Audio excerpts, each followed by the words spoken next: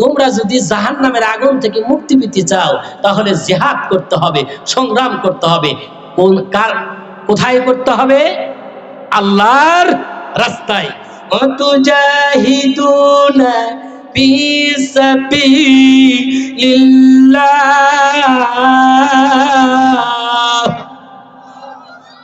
আমার আল্লাহ বলতেছেন আল্লাহর রাস্তায় জিহাদ করতে হবে, সংগ্রাম করতে হবে। জাহাদা ইউজাহিদু, প্রচেষ্টা চালাতে হবে। ভাইরা আমার, আল্লাহর রাস্তায় জিহাদ করবেন কি দিয়া? জিহাদ কেমনি চলে? ঢাল লাগবে কিনা, তরোয়াল লাগবে কিনা, অর্থ লাগবে, সম্পদ লাগবে, আপনার জীবন লাগবে। আল্লাহ রাব্বুল আলামিন বলতেছেন, এরে বান্দা, তুমি যদি জিহাদ করতে চাও আল্লাহর রাস্তায়, অতুজাহিদুনা ফি সাবিলিল্লাহ, আল্লাহর রাস্তায় জিহাদ করার জন্য দুটো জিনিস লাগবে। কয়টা? জোরে বলেন, কয়টা? দুইটা জিনিস লাগবে। রব্বুল আলামিন বললেন, ওয়াতুজাহিদুনা ফি সাবিলিল্লাহি বিআমওয়ালিকুম ওয়া আনফুসিকুম যালিকুম খায়রুল লাকুম ইন কুনতুম তা'লামুন।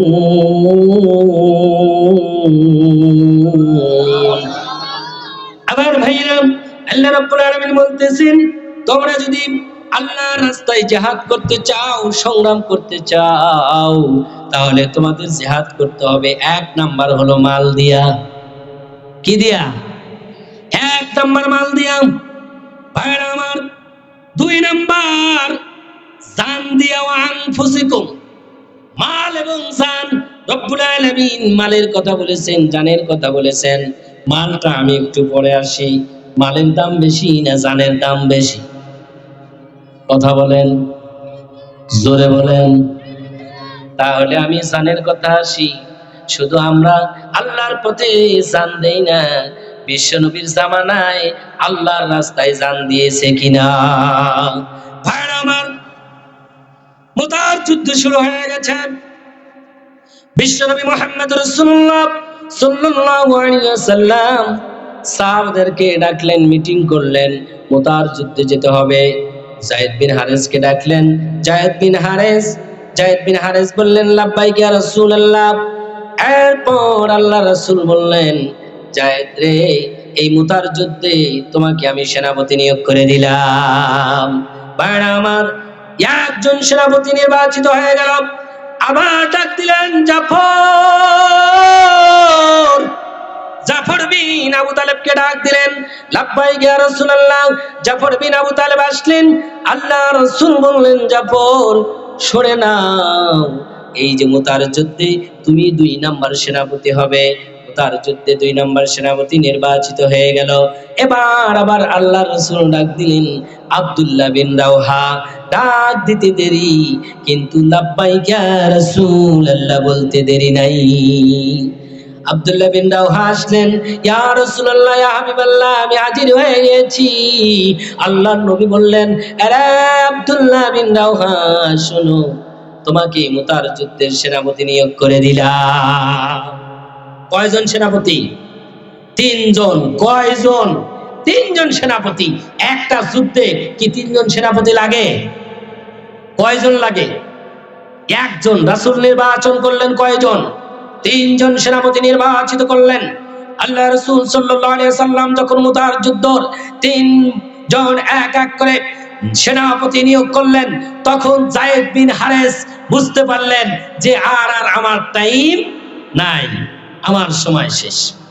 আমার ভাইয়েরা, জাফর বিন আবু তালেব আল্লাহর নবীকে বললেন, যায়েদ বিন হারেস আল্লাহর নবীকে বললেন, আব্দুল্লাহ বিন রাওহা আল্লাহর নবীকে বললেন, ইয়া রাসূলুল্লাহ, ইয়া হাবিবাল্লাহ, মেহেরবানি করে কিছুক্ষণের জন্য ছুটি দেন, আমরা একটু বাড়িতে যাই, বিদায় আদায় নিয়ে আসি।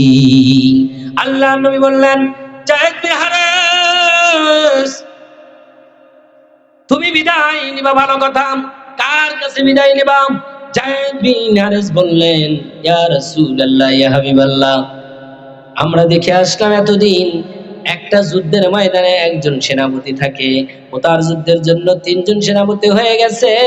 ইয়া রাসূলুল্লাহ, ইয়া হাবিবাল্লাহ, আমি বুঝতে পেরেছি 1 নাম্বার সেনাপতি আর দুনিয়াতে বেঁচে থাকবে না। আমার ভাইরা, যায়েদ বিন হারিস বললেন, ইয়া রাসূলুল্লাহ, ইয়া হাবিবাল্লাহ, আমার তো ছোটবেলা থেকে মা নাই, বাবা নাই, তাদের কাছে আমি থাকি নাই। মা বাবা অন্য জায়গায় ছিল, আমি তো আপনার কাছে লালিত হয়েছি, পালিত হয়েছি। আমার আম্মা জান আয়েশা সিদ্দিকা রাদিয়াল্লাহু তাআলা আনহা, আমি তার কাছে একটু বিদায় নিতে চাই, আর আপনার কাছে বিদায় নিতে চাই। যায়েদ বিন হারিস গেলেন, আম্মা জান আয়েশার কাছে গেলেন, আল্লাহর রাসূলের কাছে যায়া বিদায় আনা নিলেন। আর যায়েদ বিন হারিস দুনিয়াতে থাকবে না, শাহাদাত লাভ করবে, এটা বুঝতে বাকি নাই। 3 জন সেনাপতি ঘোষণা হয়ে গেছে, বুঝতে বাকি নাই যে 3 জন সেনাপতি যুদ্ধে শাহাদাত লাভ করবেন। কথা বলেন ঠিক কিনা? ভাইরা আমার, জাফর বিন আবি তালিব বাড়িতে চলে গেলেন, বিবিকে ডাক দিলেন, বিবি রে, দে দে বিদায় দে, যাব যুদ্ধের ময়দানে মুতার প্রান্তরে। আমি 2 নাম্বার সেনাপতি, আমার আগে একজন সেনাপতি আছে। আমার ভাইরা, জাফর বিন আবু তালেবের স্ত্রী বললেন, আমার প্রাণের স্বামী, আপনি একটু ঘরের মধ্যে আসেন, আপনি একটু আপনার চেহারাটা ফিরান, আপনার সন্তান কান্দে, আপনার সন্তান আদি যারা আছে তারা কান্নাকাটি করতেছে, একটু চেহারাটা আমাদেরকে দেখান। আমার ভাইরা, জাফর বিন আবু তালেব যখন স্ত্রীকে জানাইলেন মুতার প্রান্তরে 2 নাম্বার সেনাপতি, স্ত্রী আল্লাহর কাছে হাত তুলে বললেন, রব্বুল আলামিন, মেহেরবানি করে আমার স্বামী যুদ্ধের ময়দানে যাবে মুতার প্রান্তরে, আল্লাহ গো, মেহেরবানি করে আমার স্বামীকে আবার আমার কাছে ফিরায় দিও। জাফর বিন আবু তালেবের হাতে ছিল তরবারির উল্টা পিঠ দিয়া ঘাড়ে মৃদু মৃদু আঘাত করে বলতেছে, প্রাণের বিবিরে শোনো, আমার আগে একজন সেনাপতি আছে, আমার পরেও একজন সেনাপতি আছে, উল্টা দোয়া করো না, উল্টা দোয়া করো না। আমার আগেও সেনাপতি, পরেও সেনাপতি, তোমার এই দোয়া কবুল হবে না। তুমি দোয়া করো, শাহাদাত লাভ জানে করি, শাহাদাতের মর্যাদা যেন আল্লাহ আমাকে দেয়, সেই দোয়া করো। ভাইরা আমার, স্ত্রীর বুঝতে বাকি নাই, জাফর বিন আবু তালেব এবার রওনা দিলেন। জাফর বিন আবু তালেবের স্ত্রী ডাক দেয়, স্বামী, আপনার পবিত্র চেহারাটা একবার আমাদেরকে দেখায় দেন। আপনার সন্তান কান্দে, ডানে সন্তান কান্দে, বামে সন্তানগুলো কান্দে, কিন্তু জাফর বিন আবু তালেব পিছনের দিকে তাকায় না। জাফর বিন আবু তালেব বলে, প্রাণের স্ত্রী রে, আমি যদি তোমার দিকে তাকাই আর আমার সন্তানের দিকে তাকাই, তাহলে আমার শরীরে মায়া জাগতে পারে। কথা বলেন ঠিক কিনা? আমার ভাইরা, জাফর বিন আবু তালেব চলে আসলেন বিদায় নিয়া। আব্দুল্লাহ বিন রাওহা নতুন বিবাহ করেছেন। আব্দুল্লাহ বিন রাওহা বাসর ঘর হয় নাই, নতুন বিবাহ করেছেন। আব্দুল্লাহ বিন রাওহা বাড়িতে যা ডাক দেয়, বিবি রে, দে দে বিদায় দে, যাব যুদ্ধের ময়দানে মুতার প্রান্তরে। বিবি ডাকতে বলে, প্রাণের স্বামী, আপনার চেহারাটা ভালো করে আমি দেখতে পারি নাই। ও প্রাণের স্বামী, আপনি একটু ঘরের মধ্যে আসেন, একবার এসে আপনার চেহারাটা আমাকে দেখায় যান। ভাইরা আমার, আব্দুল্লাহ বিন রাওহা বলেন, এরা বিবি, আমি 3 নাম্বার সেনাপতি, আমার পূর্বে 2 জন সেনাপতি আছে, আমার মন বলতেছে আমি 3 নাম্বার সেনাপতি। যেই যুদ্ধের ময়দানে 3 জন সেনাপতি, সেই যুদ্ধের ময়দানে আর শাহাদাত লাভ ছাড়া আর কোনো কথা হতে পারে না। যে দে বিদায় দে, আমার তোর দেখা হবে হাসরের ময়দানে। চিল্লা বলেন সুবহানাল্লাহ। যুদ্ধ শুরু হয়ে গেল। আমার ভাইরা, কেমনে জিহাদ করতে হয়, আল্লাহর সাথে কেমনে ব্যবসা করতে হয়, মুতার যুদ্ধের ঘটনা একটু আপনি পড়লে আপনি বুঝতে পারবেন। এক এক করে সেনাপতি, প্রথমে যায়েদ বিন হারেস গেলেন, মার কাট করে যুদ্ধ করে যায়েদ বিন হারেস তিনি শাহাদাত লাভ করলেন। পতাকা, ইসলামের ঝান্ডা পতাকা জাফর বিন আবু তালিব হাতে ধরলেন। চিল্লা বলেন সুবহানাল্লাহ। আমার ভাইরা, জাফর বিন আবু তালেব মার কাট করে যুদ্ধ করছে। যুদ্ধ করতে করতে কাফের বেঈমান মুশরিকরা এক আঘাত করলো ডান হাতে। জাফর বিন আবু তালেবের ডান হাতটা জমিনে পড়ে গেল। আর এক হাত দিয়া তরবারি ঝান্ডা ধরলেন, ইসলামের ঝান্ডাটা আর এক হাত দিয়া ধরলেন। ধরার পর আর একটা আঘাত করলো। জাফর বিন আবু তালেবের হাত জমিনে পড়ে গেল। জমিনে পড়ে যাওয়ার সঙ্গে সঙ্গে ইসলামের পতাকাটা জমিনে ফেলে দেয় না রে মুসলমান, দু পা দিয়া ওই ইসলামের ঝান্ডাটা আগলিয়ে ধরলো। পতাকাটা উঁচু রয়ে গেল। এবার ডান পা কোপ দিল, ডান পা চলে যায়। এবার পতাকাটা ওই কামড় দিয়ে, দাঁত দিয়ে কামড় দিয়ে ধরলো। বাইরা আমার, যখন ডান পাও চলে গেছে বাইরা আমার, তখন ওই জাফর বিন আবু তালেব কামড়ায় ধরে এই ঝান্ডা পতাকাটা আকাশের দিকে ওই অবস্থায় রেখে দিয়েছিল। পতাকা ছড়ে নাই। আর আজকে বাংলার জমিনে আনাচে কানাচে এই বাংলাদেশ 50 বছর স্বাধীন হওয়ার পরেও 95% মুসলমানের দেশে মুসলমানরা আঙ্গুল চষে সরিষার তেল দিয়ে নাকে দিয়ে ঘুমায়, কিন্তু আল্লাহর কোরআনের আইন চালু নাই, কিন্তু তাদের মনে কোনো ব্যথা নাই, ব্যথা নাই। চিল্লা বলেন ঠিক কিনা? নারায়ে তাকবীর, নারায়ে তাকবীর। আল কোরআনের আলেম, আল হাদিসের আলেম, ভাইরা আমার, এই জন্য আপনার আপেল, কমলা, লেবু, বেদনা আর ভারী ভারী খাবার খেয়ে, পান খেয়ে ইসলাম আসে নাই। কথা বলেন ঠিক কিনা? ইসলাম এসেছে নিজের জীবন দিয়ে। ইসলাম এসেছে যুদ্ধে, ময়দানে যুদ্ধ করে। বিশ্বনবী মুহাম্মদ রাসূলুল্লাহ সাল্লাল্লাহু আলাইহি ওয়াসাল্লাম এক নয়, দুই নয়, 82টা যুদ্ধ করেছেন জীবন থাকাকালীন। কথা বলেন ঠিক কিনা? আপনি কয়টা করেছেন? আমরা কয়টা করলাম? করেছি 5ই আগস্ট। কথা বলেন ঠিক কিনা? আমরা করি নাই।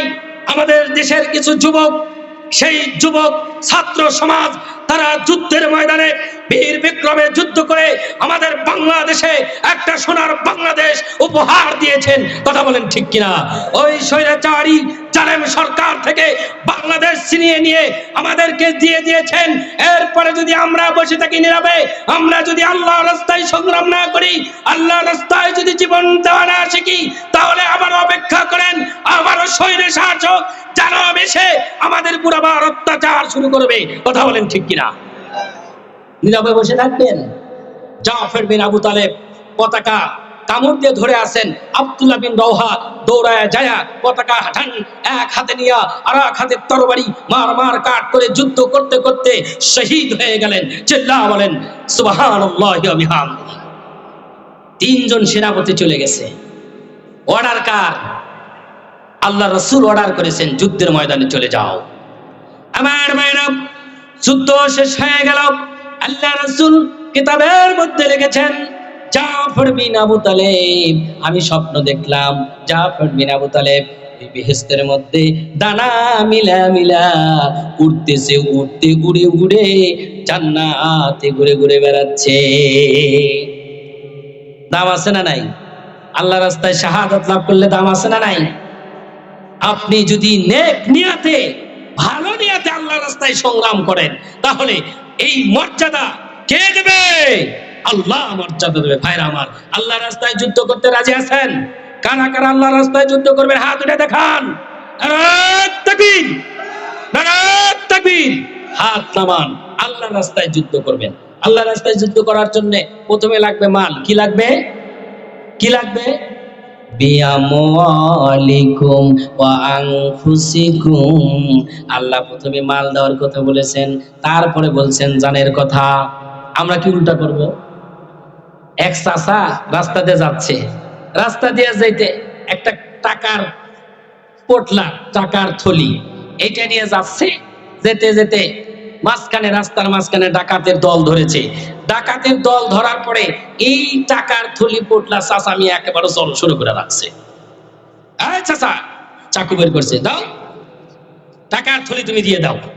আমার ভাইরা, চাচা বলতেছেন বাবারে টাকার থলি আমি দেব না, তোরা জান নিলে নে, আমার জান নেই, টাকা আমি তোদেরকে দেব না। এখন দেখেন কয়টা পর্যন্ত? আমার 11:30 ইনশাআল্লাহ। আমার কি কালেকশন নাই? যে মানুষ কালেকশন হবে, কি বলেন? কিছু টান দেওয়া লাগবে। আহারে, কেবল মাল দেবে, প্রস্তুত হয়ে গেছে, কি বলেন? আমার ভাইরা, চাচা বলতেছি বাবারে এত কষ্ট করে সম্পদ অর্জন করেছি, এই টাকার থলি আমি দেব না, পারলে আমার জান নিয়ে নাও। এইরকম ভাবে আইডিয়া করছে। বলেন তো, জানের দাম বেশি না মালের দাম বেশি? কথা বলেন। চাচা কি দেবে? জান দেবে, মাল দেবে না। আপনারা কোনটা? কথা বলেন। আপনারা জান দেবেন না মাল দিবেন? কারা কারা মাল দিবেন একটু হাত উঠান তো বাবা। ফেরেশতারা রেকর্ড করতেছে, কারা কারা মাল দিবেন। কি ব্যাপার? আরে বাবা, আজকে না দিলেন দিবেন তো? কারা কারা মাল দিবেন হাত উঠে দেখান, সবাই হাত তুলেন। আল্লাহু আকবার। রেকর্ড করতেছেন কে? আল্লাহ রেকর্ড করাচ্ছেন ফেরেশতাদের দিয়ে। লিল্লাহি তাকবীর, লিল্লাহি তাকবীর। হাত নামান। ওয়াদা করাও জানেন না রে আল্লাহ। আজকে 1 টাকা দিলেও তো মাল দেওয়া হলো, কি বলেন? এই যে আপনার আল্লাহর ঘরে দান করলে কি দান কমবে না দান বাড়বে? দান শব্দের অর্থই হলো সম্পদ বৃদ্ধি পাওয়া। ভাইরা আমার, আল্লাহর রাস্তায় ব্যবসা করলে কি লাভ? এই পরবর্তী আয়াতে আল্লাহ রাব্বুল আলামিন বলে দিয়েছেন, এই যে আপনার ব্যবসা করতে শ্রম লাগে, অর্থ লাগে, ক্রেতা বিক্রেতা লাগে, আল্লাহ রাব্বুল আলামিন বলতেছেন তোমরা কি এমন একটা ব্যবসা করবে না যেই ব্যবসা করলে জাহান্নামের আগুন থেকে তোমাদেরকে মুক্তি দেওয়া হবে? এই ব্যবসা করার জন্য 1 নাম্বার আল্লাহকে বিশ্বাস করতে হবে, 2 নাম্বার রাসূলকে বিশ্বাস করতে হবে, 3 নাম্বার বিআমওয়ালিকুম মাল দিয়া আল্লাহর রাস্তায় জিহাদ করতে হবে, 4 নাম্বার ওয়া আনফুসিকুম জান দিয়া আল্লাহর রাস্তায় জিহাদ করতে হবে। চিল্লা বলেন ঠিক কিনা? লা ইলাহা ইল্লাল্লাহ